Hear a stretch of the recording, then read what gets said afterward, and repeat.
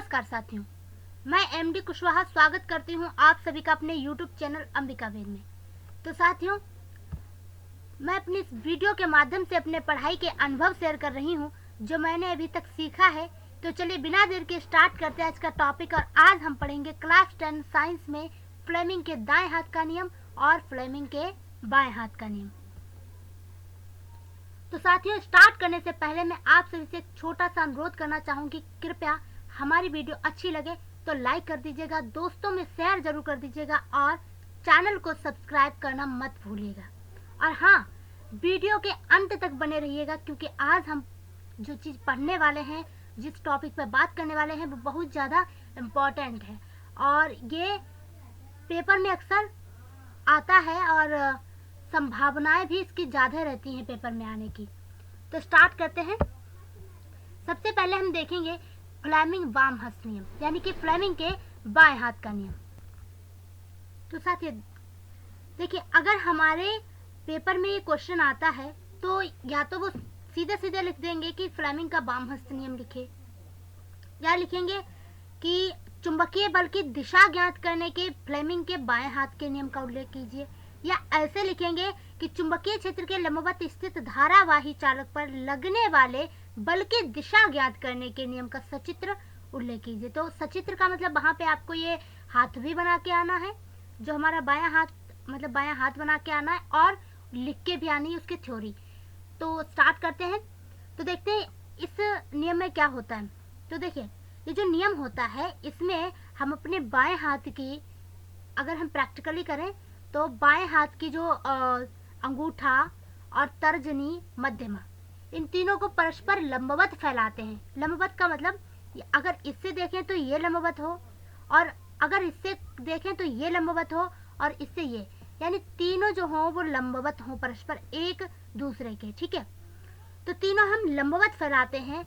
तो वहां पे क्या होता है, अगर जो हमारी तर्जनी है, ठीक, तर्जनी है वो चुंबकीय क्षेत्र की दिशा बताएगी, और जो मध्यमा है वो धारा की दिशा बताए, तो वहां पे जो अंगूठा होता है वो बल की दिशा बताता है। तो देखिए, ये हमने बनाया है, इसे समझने की कोशिश कीजिए। मान लीजिए ये हमारी तर्जनी उंगली है और ये हमारी मध्यमा उंगली है और ये हमारा है अंगूठा। तो कह रहे हैं फ्लेमिंग के बाएं हाथ के नियम के अनुसार क्या होता है कि हम अपने बाएं हाथ के तर्जनी, मध्यमा और अंगूठा को इस प्रकार फैलाएं कि जो तीनों हैं वो परस्पर लंबवत हों। लंबवत का मतलब तीनों एक दूसरे पे 90 डिग्री का कोण बना रहे हैं। तो देखिए, अगर यहाँ से हम इसको देखें तो ये भी 90 डिग्री का कोण बनेगी। अपनी उंगलियों को फैला के देखना, यहाँ पे थोड़ा स्पष्ट हम नहीं समझा पा रहे हैं क्योंकि यहाँ पे हम आपको प्रैक्टिकली वैसे नहीं दिखा पा रहे हैं, लेकिन आप जरा समझने की कोशिश कीजिए। ये जो है ये इस पे लंबवत है, इस पे 90 डिग्री का कोण बना रहा है, ये इस पे 90 डिग्री का कोण। अगर हम इससे बात करें तो ये इधर। तो मतलब कहने का मतलब है ये है कि तीनों जो हो वो परस्पर एक दूसरे के लंबवत हों। तो जो अगर तर्जनी है वह चुंबकीय क्षेत्र की दिशा बताएगी और मध्यमा धारा की दिशा बता रही है। तर्जनी चुंबकीय क्षेत्र की दिशा बताए और मध्यमा धारा की दिशा बताए, तो जो अंगूठा है हमारा वो बल की दिशा बताएगा।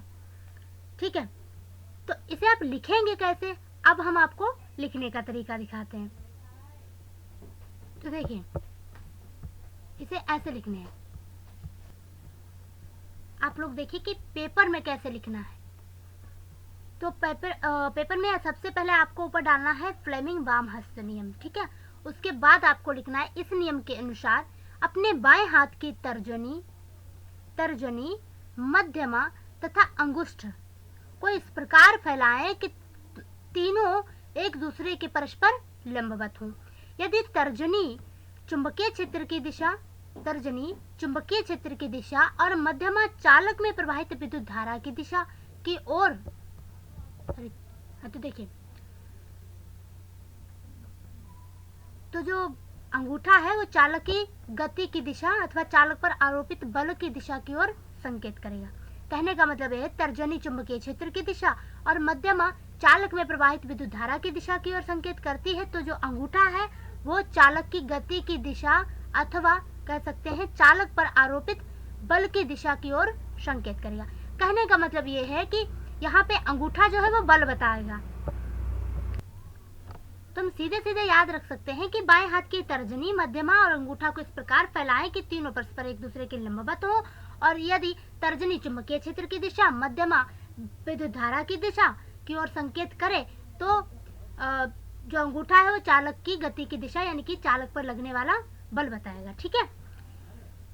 और आप लोगों को बता दें कि बा से बायां यानी कि बाएं हाथ का नियम और बा से बल, तो समझ लेना कि वाम हस्त नियम है, उसमें हमें बल के बारे में बताया जाता है। बल जो वो हमारा अंगूठा है वो बल बताता है। ठीक है, ऐसे याद रख सकते हैं। अब हम दूसरा देखते हैं फ्लेमिंग के दाएं हाथ का नियम। तो ये भी बिल्कुल वैसे ही है जैसे उसमें क्या था, उसमें था कि हमारा जो अंगूठा है वो बता रहा है बल की दिशा। ठीक है, यहाँ पे जो है, यहाँ पे थोड़ा थोड़ा मतलब हटा हुआ है, बात ये वही है एक प्रकार से, लेकिन आप याद, अगर आपको बायां हाथ का नियम याद हो गया तब दाएं हाथ का नियम भी याद करने में कोई दिक्कत नहीं है, वो भी बिल्कुल सेम ही है। सेम नहीं, अगर सेम होता तब नियम क्यों दो होते, है ना।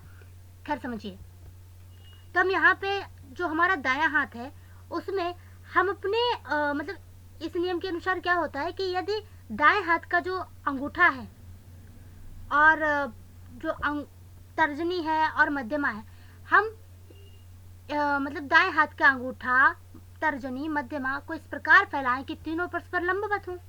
ठीक, तो जो तर्जनी उंगली है हमारी वो चुंबकीय क्षेत्र की दिशा, जो कि पहले भी बता रही थी चुंबकीय क्षेत्र की दिशा। ठीक है, तर्जनी चुंबकीय क्षेत्र की दिशा तथा जो अंगूठा है वो चालक की गति की दिशा में हो, जैसा कि हमने यहाँ पे देखा था, चालक की गति की दिशा, है ना। तो अंगूठा जो है वो चालक की गति की दिशा में हो, तो जो मध्यमा है वो चुंबकीय क्षेत्र की दिशा, तो वो मध्यमा बहने वाले धारा की दिशा बताएगी, यानी कि जो उसमें धारा बह रही है उसकी दिशा बताएगी, है ना। चालक में धारा की दिशा बताएगी। कहने का मतलब ये है कि हम अपने दाएं हाथ की अंगूठा, तर्जनी, मध्यमा को इस प्रकार फैलाएं कि जो तर्जनी है वो चुंबकीय क्षेत्र की दिशा बताए तथा